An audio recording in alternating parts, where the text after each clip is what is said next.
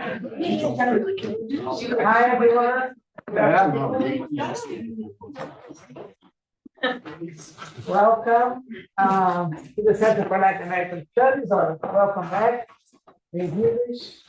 My name is Kilo Greenberg, and I'm Country Director. For those of you who are here for the first time, we have not every other Thursday, but we try the CLAS speaker series, in which we have visiting professors or new faculty that come and talk about their research. And also we have ongoing programming about Latin America. Today, we are welcoming Cristiano Rodrigues, who is our first CLAS Fulbright Chair. The Fulbright Chair is an initiative that we are doing in collaboration with Fulbright Brazil, and every year we'll have a visiting professor coming from Brazil that works in different fields. Cristiano is he is at the Political Science Department at the Federal University of Minas Gerais, of course, a political scientist.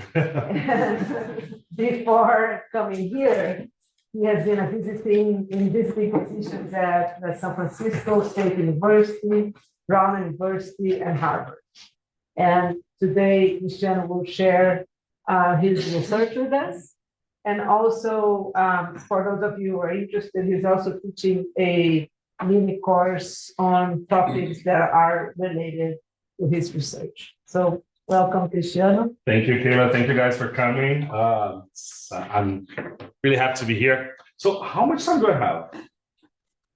How much time do you want? Okay, give me a mic and I will talk forever. So, okay, I will prepare like some 40 minutes, right? Yes. What I'm gonna do here, this is a research that's part of an agenda that we have in Brazil, trying to understand how the relationship between civil society and the state has changed over the past 10 years. So this is a paper that I've written with these colleagues, Mateus, Claramanda, and Elizabeth. I think it will be published soon. It's called The Brazilian Congress as a Battleground, Legislative Agenda on Racial Equality, Human Rights, and LGBT Rights. So, I don't know how it works. Como muda isso? Ali, ó, embaixo. No. Yes. Now it worked. So anyways, the larger research this one is called Social Movements and Public Policies in the Context of Conservatism, Consequences on Human Rights Policies in Brazil. What we're doing in this research is basically understanding the relationship between the executive and civil society actors in Brazil. We've written like 4 papers before this one already. And what's the difference between what we found in these other papers and what I'm going to show here is most of the research on what people are calling democratic erosion in Brazil are focused on the executive. And we're trying to understand how the legislative played a role in this. And also there's this talk on how the discourse against human rights policies was at the center of the popularity of Bolsonaro. So we're trying to understand whether his discourse against human rights policies, especially for women, Afro-descendants, and for LGBT, was also working in the legislative. And then what we found, they didn't work the same way. For example,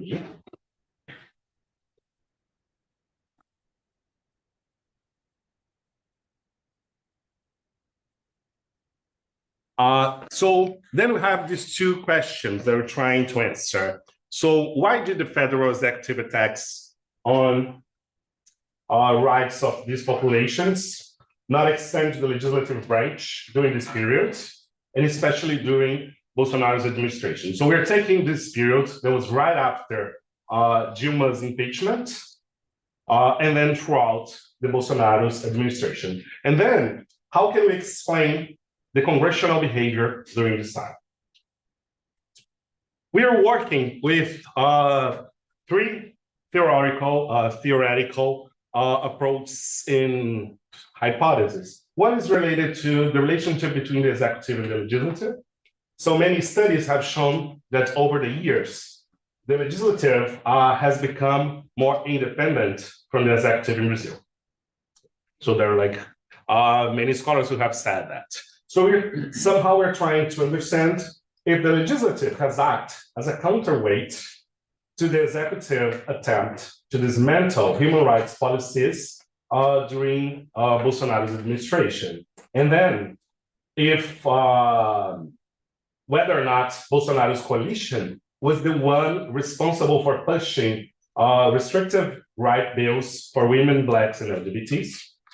And then we say that under Dilma and Temer, with these two presidential terms together, if opposition parties tended to propose the majority of bills restricting rights for Blacks, women, and LGBT.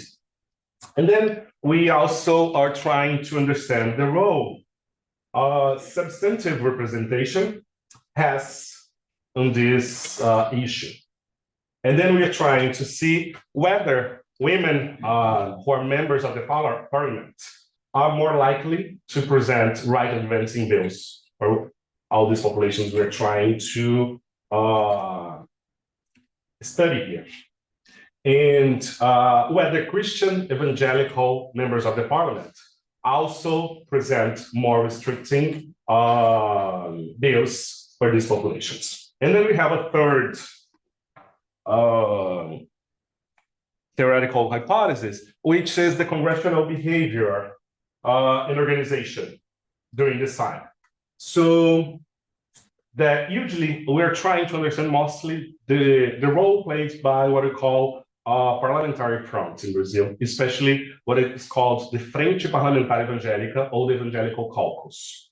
So as I will be showing you guys throughout the presentation, the Evangelical Caucus, it's like the major player against the rights for women and LGBT in the Brazilian Congress.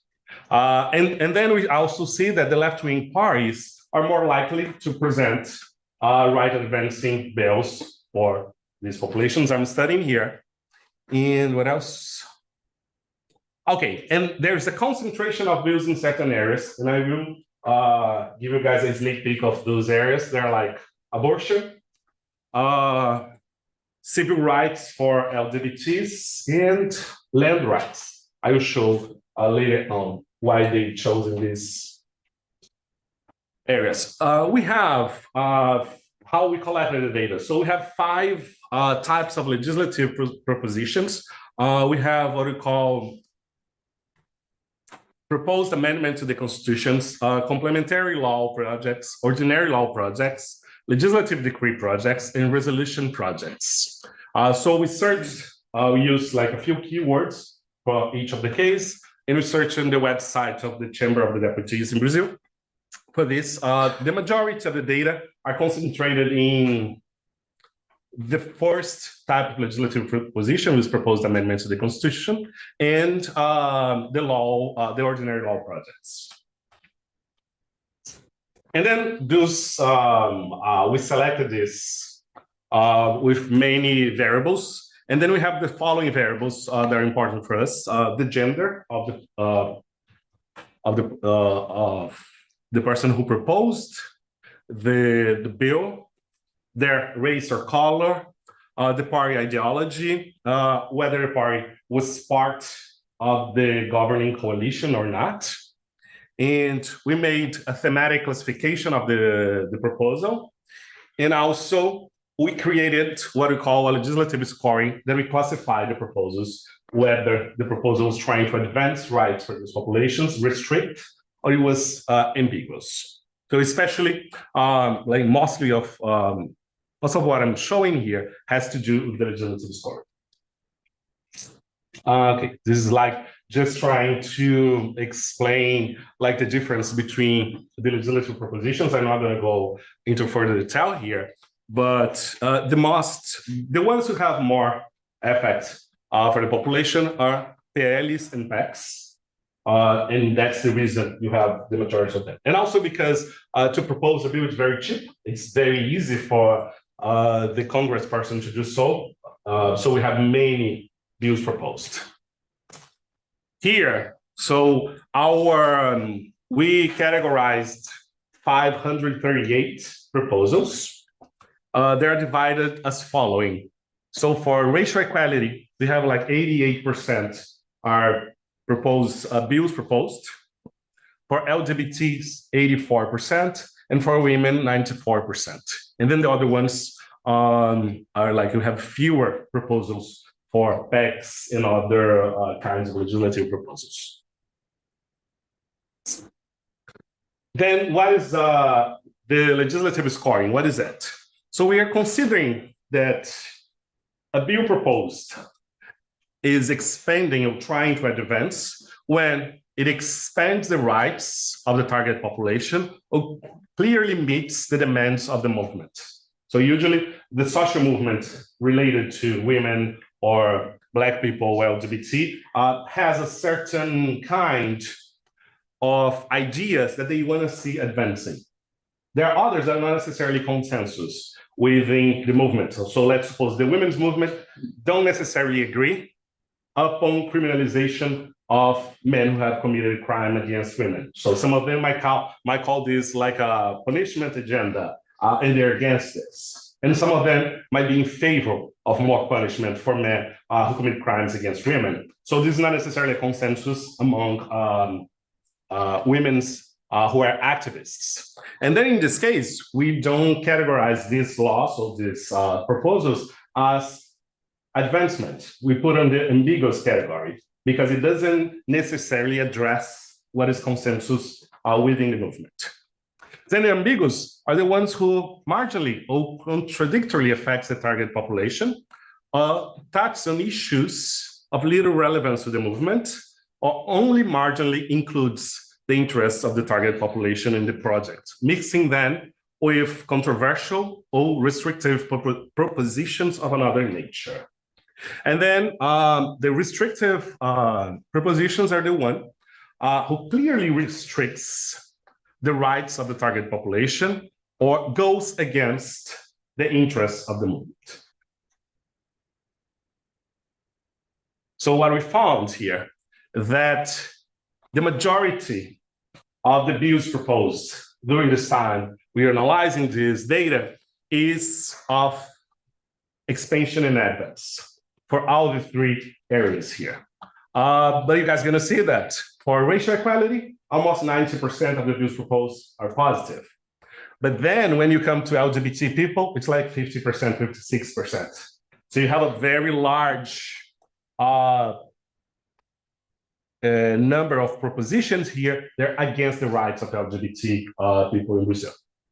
And then for women, they like 56% and around 28% are against women's rights. And then we have like 15% that we categorize as ambiguous because again, not everything is consensus with this movement. Then we have the thematic classification. What are the most common here? One related to education, trying to create the right to education or restrict the right to the education. Then health, right citizenship, territory, land and housing, and public security, violence and justice. So the majority, just to give an example, so the majority of laws proposed against women's rights tend to be either related to education or health. Health because of the agenda against abortion. And education because the agenda on what we call Escola Sem Partido, which is school without party, and the agenda against what the right-wing parliamentarians call gender ideology. And then for the Black population, the laws proposed that are against the rights tend to be on the territory category, especially because we have a quilombolas community in Brazil. Quilombolas are maroon societies in Brazil. and they have the right to the collective tiling of their lands. In the ruralistas, the agribusiness front especially, and the parliamentaries related to this area are against titling these lands to quilombolas and indigenous people. So they propose a bunch of laws against the collective titling. And then also public security, violence, and justice is another area of interest because it's related to the police, criminal justice system, and right to citizenship, especially regarding LGBT population. Bills trying to forbid them from getting married, from adopting kids, for having access to health systems and so on. Just to show that, as I said, the majority of the bills proposed are in education, health, public security, and right citizenship. And then there are many other ones that go along the way. We also classified how central is the proposal to the thematic, or not a thematic area, but how central is the proposal to the population we are analyzing. So let's suppose a bill aimed at women's rights. Does it go right to the women's interests, or women are like one of many populations that are centralized into this proposal? So we call focused the ones when the target population is the central focus of the proposed bill. One among many, it's self-explanatory. It's when the target population is one of the populations that the legislative proposal wishes to reach. Secondary, when the focus of the project tangentially reach the target population. So the population is not necessarily the target, but it will be reached by the proposal, and is indirect when the project wants to reach another population, but even without being mentioned, the target population is reached by the very conception of the legislative proposal. So many proposals on public security reach the Black population in Brazil without mentioning this Black population, or war on drugs, for example. And then we categorize these legislative proposals as being indirectly related to the Black population. But again, because of the keywords we chose to our study, the majority of bills that we could catch in our study are either focused or one among many. Okay, here the propositions by area. We have bills that like overlap, and some that are like related to only one population. So we have 176 for racial equality, 176 for women, 90 for LGBT, and we have 54. They're like for both women and LGBT. We have 17. They're like for the three areas. 15 they're for women and racial equality, and 10 they're for racial equality and LGBT communities. So somehow, usually in the abstract of the bill, you understand the population they're aimed at. Here is the propositions by year. One thing that's interesting, during Bolsonaro's administration that began here in 2019, there was an increase of propositions by these areas, both positive and negative, which goes to show our hypothesis that the Congress was a battleground for these areas during this government. One thing that we did in studying this research, and I think that's important to study, is like the discourse of the Congress people on the floor. And what they're talking about these questions to understand if they're talking through a more positive or negative lens. So there are many studies on legislative discourse, and I think that somehow they could encompass these areas as well, but it's not our focus here. Okay, that's it. Then the propositions by gender. Okay, so in Brazil, 18% of women in the parliament, and the rest are men. So of course, you're gonna have more male MPs presenting any sort of bills because you have the majority of the parliament's men.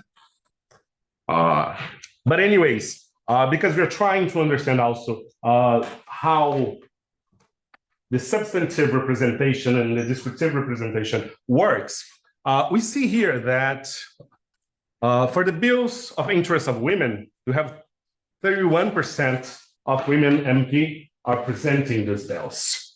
And also for racial equality, women are the green. Sorry, just because it's important. Women are the green, and I don't know which color is the other one. I will call red. So you guys know it's not the green. And so around like 66% of the bills proposed for racial equality are by men and 30% by women. And then on the women's rights, you have 31% by women and 67% by men.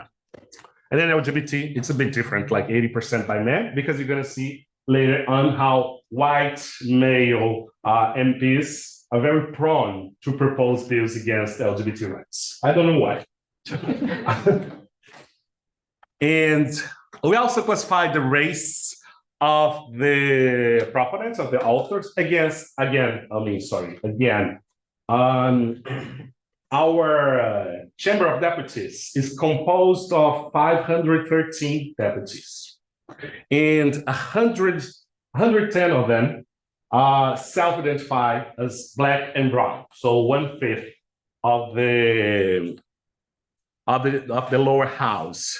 But again, there's a whole discussion of whether some of those people who classify themselves as non-white are actually non-white in the Brazilian way of seeing race. I'm not going to go into detail about this here, but we're using the self-identification for that. So there's an underrepresentation of Blacks and browns in the Congress, as the same way there's underrepresentation of women. So of course, those who self-identify as white will present more bills than those who identify as other races. So here you're gonna see that for racial equality, 56% of the bills proposed were by white MPs. For the LGBT, 72%, and for women, 77%. But again, because there's a relationship between descriptive representation and substantive representation, Blacks, like a congressperson who is Black, tend to present more bills regarding the rights of Black people. Then you have 27% of them here, and 12% for the other one. So it shows how there's a relationship between descriptive and substantive representation. Party ideology.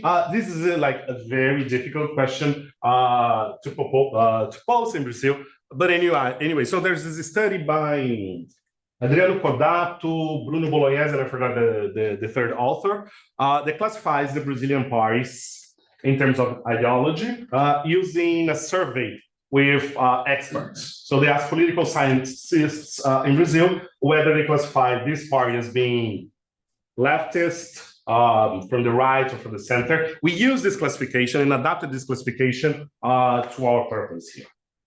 So we classify the parties in left, center, center right, and right. Again, the majority of the bills proposed for these three areas were from right-wing parties. Again, around 37% of the members of the parliament classify themselves as being right-wings. And if you classify, because you can classify the MP himself, so we have a survey in which we ask each member of the parliament how he or she classified himself or herself in terms of party ideology, and when they classify the party. So there's an overlap. So you have fewer parties that we consider right-wing, but you have more parliamentarians, more Congress people who classify themselves as right-wing. So here we're using the party ideology and not the congressperson's self-identification. But especially, it's very important to know here that for racial equality, you have fewer bills proposed by right-wing parties. But then for LGBT and for women, you have the majority of the bills proposed. Again, because the battleground that I'm trying to show here is mostly on the agenda against gender than on racial equality.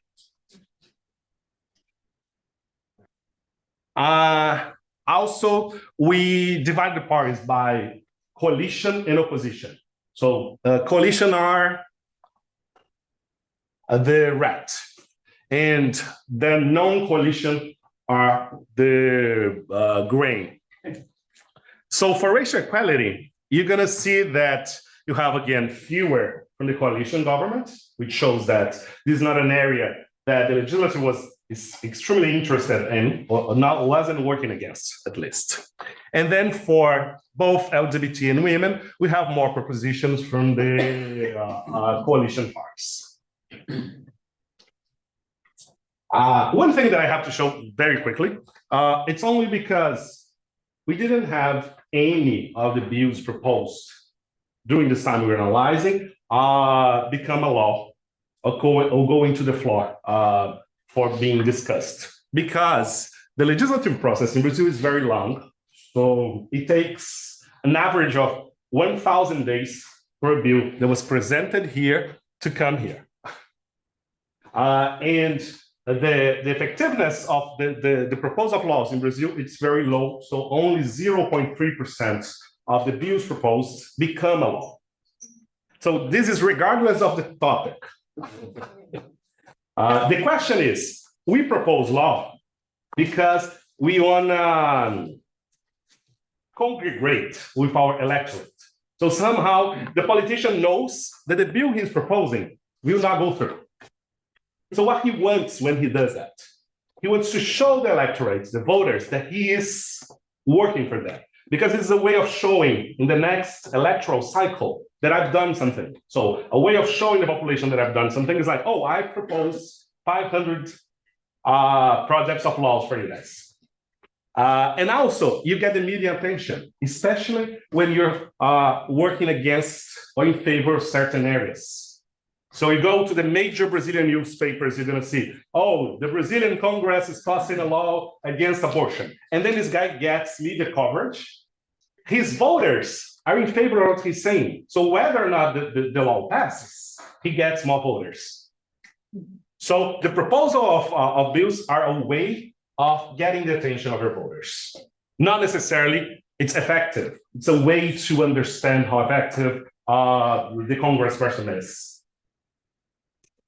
So that's what you're gonna see here. I'm not gonna explain all those, but the majority of the bills proposed, they are like merged with other proposals, because you have like proposals from other legislatures who touch on the same topic, and then we merge them together. And then they start to go through the commissions together until they go to the floor to be voted. And then you have some who are waiting for someone to report on this project. And then we have like 10% who are just archived. So many of the laws, especially at the end of the term, they are all archived, and then they have to be opened again in the next term. Okay, now we come to the juicy part, which is the bill sponsorship and racial equality first by government. Here, you guys are gonna see that, as I said, we merged Dilma and Temer together to make the term 2015, 2018, and then Bolsonaro 2019 to 2022. So in blue, we have the bills that try to advance and expand the rights. Yellow, the ones we consider ambiguous, and red, the ones that are trying to restrict rights. So for racial equality, as I said, the absolute majority of the laws proposed are in favor of this population, even from the right. So here you're gonna see, here's the coalition from Dilma. You have very few propositions there against the rights of Black people. And then from the opposition, again, they don't propose bills to advance the rights of black people, but they also don't propose bills to go against their rights. Temer, the same thing. So the coalition proposed the majority of the positive ones, and in Bolsonaro, then you have a coalition here that is starting to propose more bills against the rights of black population, especially on education and territory, land and housing, as I mentioned, especially against affirmative actions in Brazil.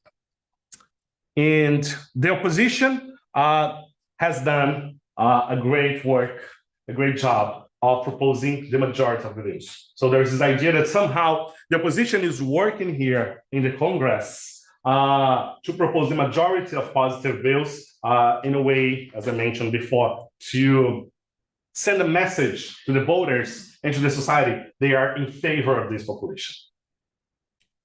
Now when you go to women's rights, then the things start to go sour. So when you have Dilma Temer together, you're gonna see there's a lot of bills proposed against the rights of women. Again, mostly centered on, what is that? Education and health. And then Bolsonaro, a lot, almost doubled from the previous governments. If you go here, so when Dilma was the president, the opposition parties to Dilma proposed the majority of bills against women's rights. When Bolsonaro was the president, the coalition proposed the majority of bills were against women's rights. And then ambiguous is pretty much the same. So you see a change. If you compare, unfortunately, I don't have a graph comparing the 3 areas here, but I will just give you guys a glimpse. If you compare the 3 areas, the one that we can show increase in bills restricting the rights are for women's rights. For LGBT, not so much. For Black and racial equality, not at all. Okay, then we go to LGBT. There is a lot of bills against the rights of LGBT people, even during a leftist government. I'm not an expert in LGBT politics, but as far as I know, that agenda was never took seriously by the leftist parties in general. So they were left behind, even within leftist parties. So that's why even when we have a leftist government, this agenda is not taken seriously. All right, but then, and that explains why, like the restriction, the bills restricting the rights of LGBT people, it's very similar in all the governments. So here, even the coalition parties of Dilma proposed a lot of bills against LGBT rights. And the opposition did a little bit more. But I mean, you cannot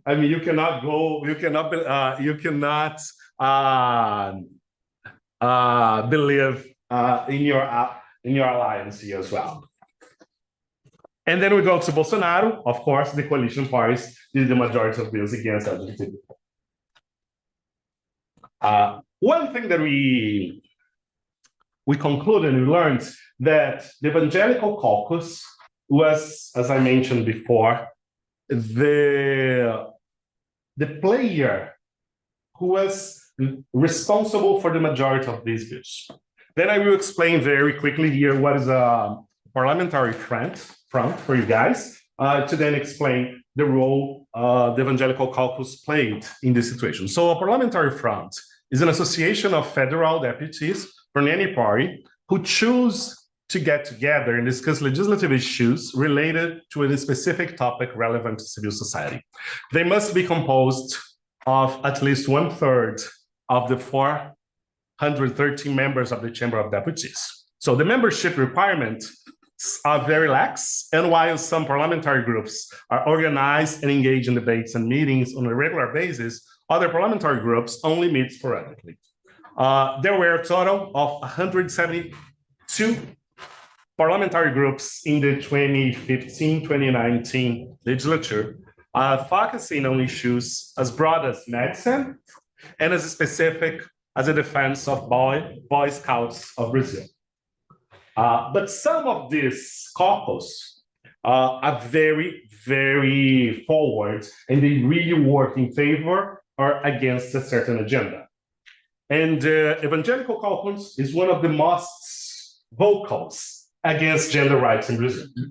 And they have in this the 2019-2022 legislature, they had 235 members.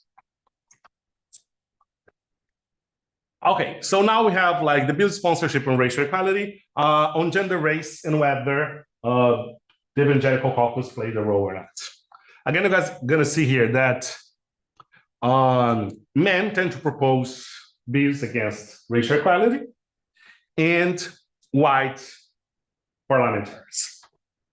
Then the right, whether the party ideology was a right wing, also plays an important role, but the Evangelical Caucus doesn't play a role at all. So you don't see a difference here. So here is whether it's Evangelical Caucus, and here not Evangelical Caucus. So the Evangelical Caucus doesn't play a role on the propositions of bills in favor or against racial equality. Why? I still don't know. But on women's, they do. So when you come here, being a man, being white, being from the right-wing party, and being from Evangelical Caucus, it's a recipe for disaster for women in Brazil. So that's when you show like a real trouble and how women have to fight against these politicians and even think about when they're voting because their rights are at stake. And for LGBT people, even worse. So the Evangelical Caucus here, like it's full hands against the rights of LGBT people. So out of the 120-ish bills proposed, 60 of them were proposed by the Evangelical Caucus against the rights of LGBT people. But, and then what are the topics of the restrictive bills? For racial equality, education, I don't know how many of you guys are familiar with this, but in Brazil, we have a law on affirmative action that was signed in 2012 that reserves 50% of the seats in public universities in Brazil for people who either come from public schools or black and browns, who self-identify themselves as black and brown. And then during Bolsonaro's administration, they're trying to overturn this law. Fortunately, it didn't work. And then, what I said? Territory, land, and housing. Because again, there's this huge quilombola community, the Maroon community in Brazil. They like spread all over the country. And they have the collective tiling of their lands. And then there's an attempt to overturn these laws giving them access to land. Then when we go to women, we have education and health. Why education? So there's this movement called Escola Sem Partido, School Without a Party, that says, I mean, it's the same as in the US, so you guys are aware of it. Showing that we're teaching people how to be trans, and trans cannot go to the bathroom. And because if you read a book on gender, you are like grooming people to become against men. You know, the discussion is all the same. I mean, it doesn't change. And this overlaps with laws against LGBT, because many of the laws against the rights of women are also against the rights of LGBT. And health, abortion. Abortion in Brazil, there's a few situations in which a woman can interrupt her pregnancy. I don't remember which ones, but very few. And they wanted to restrict even these situations, like rape, and I forgot the other ones. But we can talk about later. And for LGBT, it's special education. So not having access to the bathroom, not studying sexual orientation in school, many of this area, and also right to the citizenship, which is mostly related to adopting just like the Italians have done. But we didn't succeed in doing. Adopting, what else? Marriage and other things like related to these areas. Okay, then we come to the conclusion, which is there is an anti-gender legislative coalition in Brazil.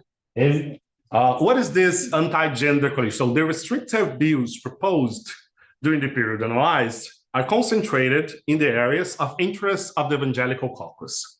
In the case of women's rights, the moral panic surrounding the so-called gender ideology and the anti-abortion agenda were converted into bills trying to restrict their access to education and health. And the rhetoric of gender ideology has also placed the issue of education at the center of the broad legislative production against LGBT rights, whose agenda is more thematically diverse compared to the others. The few cases that express an agenda against racial equality were primarily related to affirmative action policies in education and land disputes involving quilombola communities. Thus, the Bolsonaro government was unable to impose its preferences for dismantling human rights policies to Congress. And there was no increase in the proposition of restrictive bills, except in the case of women's rights, or the approval of such types of bills. Given the scenario, Congress has become a battleground, and it must be understood using other methodologies as well. So the proposition of rights advancing bills in the three areas was proportionally more significant among opposition and left-wing parties, female and Black MPs. So vote for women. Restrictive bills, on the other hand, were concentrated mainly among male right-wing and Christian front-linked MPs, particularly in the case of women's and LGBT rights, in which the sponsorship of bills restricting rights was driven by the anti-abortion agenda and opposition to gender ideology in the educational system.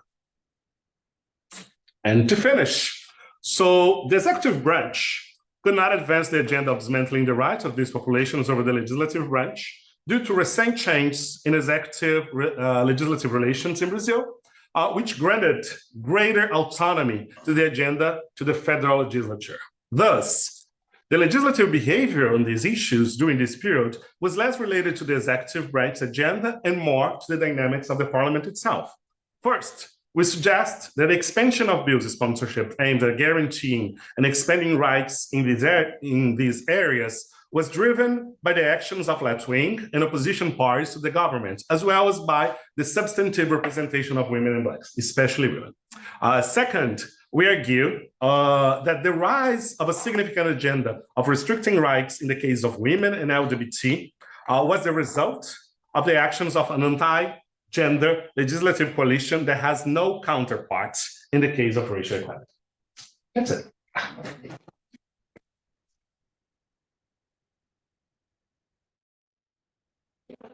I think you can. Of course.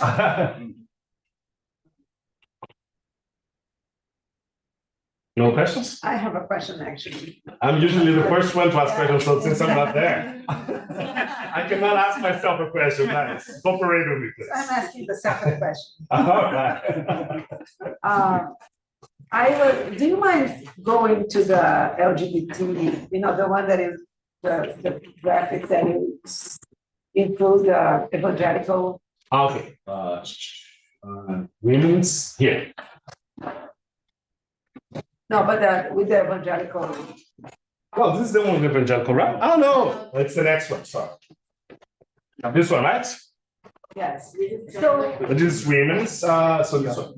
The thing that I was thinking is so it means what you're trying to show to us, which I think it's incredible, because it sort of confirms from with data what we kind of feel is true, right? But so the evangelical conference there, do they also bring like proposals that would emphasize the rights to the LGBT? What does it mean? I mean, yeah, some of them do, because you have like 200 people. Some of the the members of the evangelical caucus are not necessarily evangelical and are not necessarily right-wingers. So we need to work in a way that like we cross all these different identifications, party and ideological identifications to understand how it works. Yeah. So what I'm trying to see, I mean, in the next steps of this research is like two things. One is to understand the role played by the committees, because a bill proposed need to go through a lot of committees, some of permanent committees and some that are like temporary, and they get reports on that, so they can be barred from moving to the floor, or they can advance very quickly. If you guys remember last year, the abortion bill was barred for a little moment and then just went to the floor and then it was taken out of the place. So you need to understand more the role played by the commission, the committees, and you need to understand more whether certain features of the congressperson makes difference. So seniority, for example. MP who has been there for like many terms probably has more power doing I don't know, proposing bills, or someone who has a seat in a permanent committee, being male, so you need to understand more like the individual features, characteristics that might be playing a role in that. So we cannot only say, oh, the evangelical caucus does play an important role, but not by itself. Yeah. Well, so that's actually really helpful, because what I was looking is that being in the evangelical caucus do not define you the same way that I think being in the Bolsonaro's coalition define you, but in the Dilma's coalition, that it was so yeah, because wide, it's so broad, so wide. Define you politically, and what it's I think that when you were saying vote for women, you're kind of concluding that the main feature among all of this, beyond the ideological differences and the party differences, at least for women's rights, are being women. Exactly. Yeah, because the literature on these on the substantive representation of women has shown that even right-wing women parliamentarians tend to propose bills and vote in favor of women's rights, with a few exceptions. So, like in Brazil, if they are from the Novos party, they are against everything. And they're very noisy. Yeah. Yeah. But they don't have more than one vote. Yeah. So I want to continue on that, because so what I'm seeing there is that men, white, would be men and women, right-wingers, they are as likely to present a bill in favor or, opening up or restricting. So what do you make of this?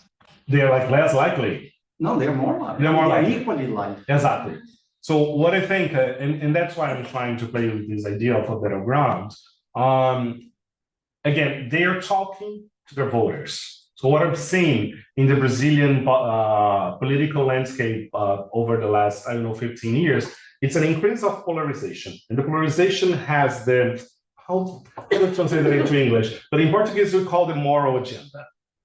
I don't know if that makes sense in English, Yeah. but usually we're talking about the agenda of customs, saying that things are related to the rights of women, LGBT, even the climate change agenda goes into this broad idea of like a cultural war in Brazil. So in order to get more voters to vote, they are more radical on their propositions and on their thoughts on these issues. So I think they're as likely as other ones to propose because of that, because it pays off being very radical against the rights of women and LGBT. Because if they go back to their church and say, look, and then they channel this in terms of family defense. So I'm defending your family against X, Y, and Z. But again, the data doesn't allow me to go into this explanation.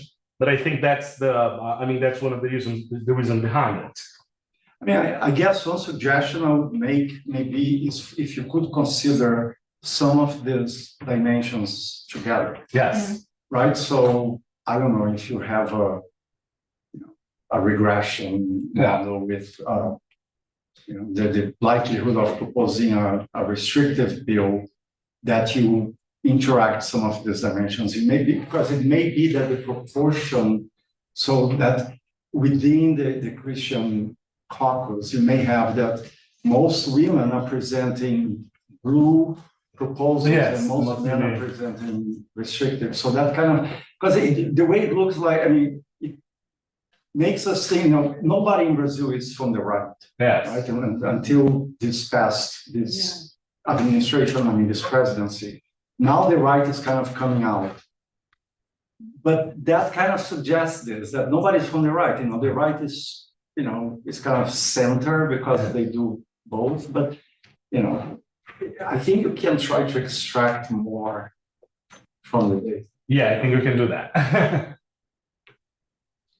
So it's in your plans to do that, to interline the categories? Yes, because we I mean, since we have like so much data, and we didn't have enough time to do everything. But this is one of the things we want to do as well.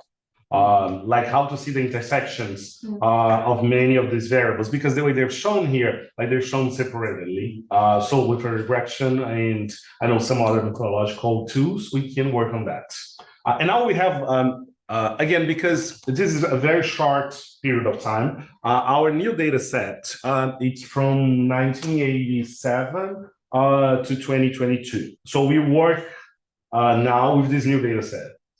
So we probably can show, because the Evangelical Caucus became an important player in 2009. So before that, the Evangelical Caucus was an important player. And also, as Shaboub said here, you didn't have like the right wing vocally speaking about themselves and saying, we are right wingers. So people were more centrist back in the day. So maybe showing many legislatures all together, we can show this shift or not. But it is. So we're gonna have this later on. I was wondering if you could say something about, like, as you explained, there's a lot of propositions, but not all of them, few of them. Yeah, go very through. few. Very few. It's amazing. Like, but if there's some other propositions going through, and if you can identify, like, if there is really something like some people claim as all these moral questions going through, while something big like reforma trabalhista, like labor rights going down, for example. Could you say something about that? I don't really know, because it depends on one thing. I mean, the literature used to say the following, that the executive had the power of agenda setting. So somehow what the president wants to be the topic of discussion, the legislative would go along, especially the coalition party. So we try to understand, for example, how closer to the interests of the president is the votes of the parliamentaries being looked at to understand the situation. What happened? Now the legislative doesn't need the executive anymore, because we have the emendas parlamentares. So we doesn't know about this, like the secret budget and everything else. So since they got the money, they can legislate the way they want, and for many other reasons. So they become more the possibility of congregating into a topic of discussion. Is less likely to happen nowadays than used to be, I don't know, 15 years ago, 20 years ago. And then to pass, let's say, what is that? Reforma trabalhista, laboring reform. You probably need amendment to the constitution. Then you need like 2/3 of the parliament voting twice, and it goes to the Senate. So it's very difficult to roll with these propositions up to the end, because the legislative has become a thing that's more and more independent from the executive. Yeah. And the executive doesn't have what it takes to bribe the legislative to do what it wants to be done. So you have no money, no one wants to go to the cabinets anymore. I mean, and if you have money, it must be in the estatal corporations, which doesn't give vote. So that's why I think they're going more and more to the, I don't want to say little things, but like to the specifics, and not as much to the common sense, not a common sense, but I mean, to what would be like a common ground for the population. A lot of what you say makes Brazilian politics sound a lot like America. Politicians who propose laws that they know will never be approved to please their constituents show that they're doing what they say they're doing. Even the emergence of the open right wing in Brazil sounds like the MAGA politics that emerged when Donald Trump gave. It's not those people weren't there before; they've not been given license to speak. Yes. So a lot of this sounds like American. But one thing stood out as being different. You said that the left wing in Brazil doesn't seem as interested or invested in LGBT, and that's different from the left wing here, the Democrats call it. Why is that? Why do you think that is? And not only that, but also the left wing parties have never defended the abortion rights in the way left wing has done that in the US. Again, mostly of the, I mean, I wouldn't say the mostly, but let's say PP, which is the party that has taken action as being the representation of the leftist governments in Brazil, came about to be a party from religious groups, what's called unionists, and some intellectuals. So the religious groups were never in favor of LGBT people or abortion rights. Like even of course, the Catholics are. I want to disagree a little bit. I think in the US, when we say the left in the US and the left in Brazil, just in America, we are talking about two very different beasts. Right? When you say that the Democrats are in favor of abortion, it's like a stretch. It's a wing of the Democrats who are in favor. In the case of the left in Brazil, there are those who are in favor, but then there are those just like the Democrats here who may be in favor of abortion, but they do not solve what could be solved very easily by a law by Congress instead of having waiting for the judicial system to do. And that's the same thing in Brazil. Electorally, it's a dangerous area because a lot of the population is against abortion. Exactly. So we cannot forget that these people want to win elections. So all I'm saying is that I think that's a point of similarity rather than dissimilarity.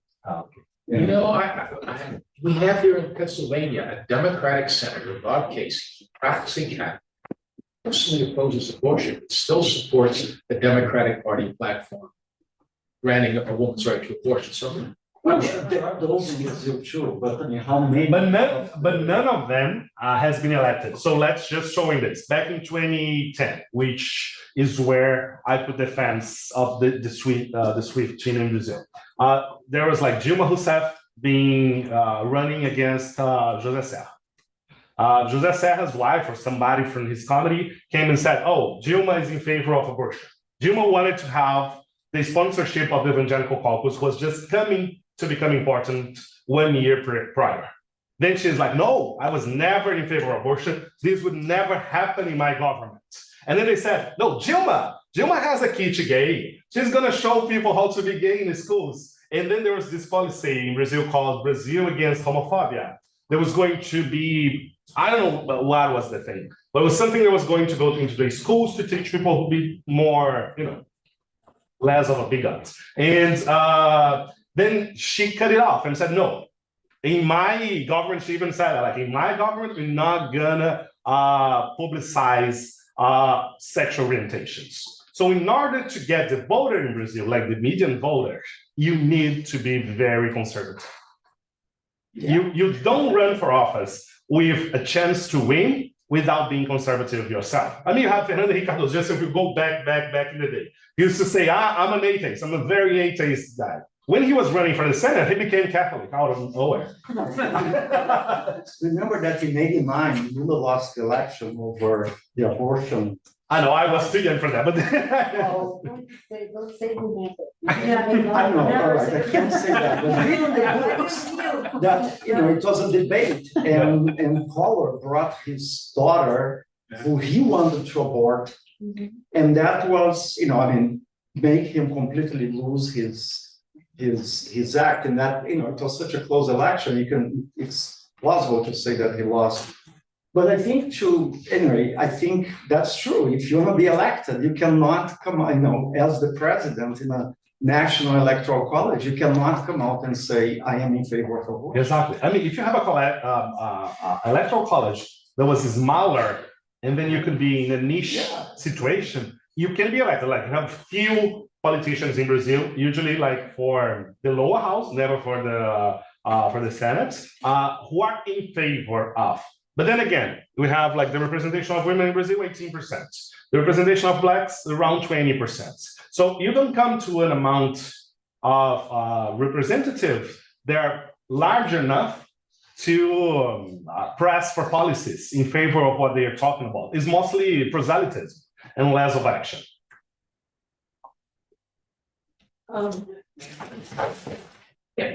I have a couple of questions about the process to put together all these policy proposals. So how much overlap were you able to see across the different bills? Because there are so many, right? So I'm wondering if they come together as a group, if let's say a legislature puts forward one, then you have many others being like, oh, we need to also put forward one. So this one doesn't get to claim he or she is the only one who cares about this issue, but we do as well. So in other legislatures, I'm not familiar whether this happens in Brazil or not. We see some projects of law that are very similar. They're incredibly similar with a few minor tweaks. So I was wondering if there's a lot of overlap. And then my second question was about what does it mean in informal and formal resources to be part of the evangelical caucus? Does it come with having access to experts that perhaps help to write the bills? Does it come with any resources, training, maybe like international training? There are some groups here in the US that included people like Rudy Giuliani, who traveled to Latin American countries to sort of train right-wing legislators on how to put together these bills. I was wondering if there's any of that. For the first one, there is an overlap. Let me show you here. I think. No, it's not. I think it's here, right? Oh yeah. So the proposition has an abstract. So what do we do? Like we use the R to scrap for the proposals. Then we filter those who they are not necessarily into the topic of our research. And then after filtering them, we read the abstracts. We do this manually. And then by reading the abstracts, there are many laws that might propose policies for one or two of the populations we analyze. But then what happens in Brazil is the following. Let's suppose you and I propose bills that are very similar in terms of the topics. There's a committee that merged them into one single. So it doesn't give a way for you to like talk very much about what you've done, because if you do something that's very similar to what somebody else has done, you just merge them. And then they go together. We use an example that's not here. So we have a law on affirmative action in Brazil. And we tend to believe the left-wing parties are more in favor of affirmative actions than right-wing parties. But then the law that was passed in Brazil is a law that was proposed by a right-wing guy back in the 90s when the right-wing party was in office. But because it had go through all the process and was ready for the floor, the PT said, well, it's better to have this one that's ready for the floor than go through the process again. We're not gonna, but then they gained the idea that they were the one proposing it, because for the population, it makes no difference. The population doesn't know who proposed the bill. They know, oh, we just pass under this government. So the government takes the credit, regardless of the person who proposed it. And then for the evangelical caucus. So again, you're gonna have the evangelical MPs. Not all of them are part of the evangelical caucus. And you're gonna have people who are part of the evangelical caucus who are not necessarily evangelical. I think that the most vocal of those members of the evangelical caucus do have training from elsewhere. I mean, this is an international coalition in Latin America. They have many encounters, international encounters of the parliamentarians or their advisees that go to other Latin American countries. They come here, they go to many places in order to work together into proposing bills that are very similar. I mean, if you see the talk against gender in the US, Latin America, Brazil, and elsewhere, it's very similar. I mean, I don't know of any study that has shown the network of these connections, but they do exist. And they have like a group of lobbyists within and outside the Congress to pay attention to what's being proposed. So the Evangelical Caucus has a thing that's like, it's both reactive and proactive. So they propose things, but they react against what they think goes against their interests. So they have like a group of lobbyists that see, oh, let's say a left-wing parliamentary will propose a bill for abortion, and this bill goes to a committee, like they put somebody in a committee, just to bear this bill from going through the process. So this is very articulated. It's not something that's loosened. So it's very articulated. Sorry, I missed a bunch of talking because I came at class, but it's really interesting. I'm trying to capture by looking at the graphs and things. One of the things that I didn't quite see, you talked about parties and caucuses. In Brazil, we think of the legislature as elected not so much by partisanship and a lot of personal vote, but you also have these parties that run around, and you're talking about caucuses, and there's also partisanship. So there's a lot of conflict between what somebody's interests are going to be. And you mentioned the median voter, which may be important for the president, but not for the legislature, where you have multi-partisan. So I'm just kind of thinking about this. There's these multiple pressures on legislators. You could be in a caucus that's of women's rights and yet religious. Yes. And so thinking about these multiple forces working on legislatures, maybe one straightforward question is, how important is partisanship in any of this? This is, I'm gonna go back into the questions of there's multiple influences. Do party play much of a role in why people are elected, or is it really about their caucus membership that's more policy driven or identity driven rather than partisanship? I think, the party, it's important to be elected. But in terms of how the congressperson votes, not necessarily, because the party is unable in general, it's like when we talk about the fragmentation in Brazil, you just say the party is unable to make their affiliates to come together and vote in favor of what they want. And some parties are not very ideologically oriented. So they do exist, and they say, I'm a social democratic party, but there's nothing social democratic about the party or the parliamentarians they in the party. So the congressperson usually it's very free to move towards their own interests. And then the caucus, some people who are studying caucus might agree with that, has become something that's like beyond the party and work as a party. Even though they congregate people from different parties and different party ideologies. And then, of course, when you have the next electoral cycle, they will translate this into a party perspective for the voters. But I'll talk about a little more. So, but there is these conflicts, right? Yeah. And so then does it become part of their campaign, or does it become their identity, and then the party have to do it? So anyway, thank you. I think we have time for one more question. I saw this. Yeah, no, thanks. Thank you.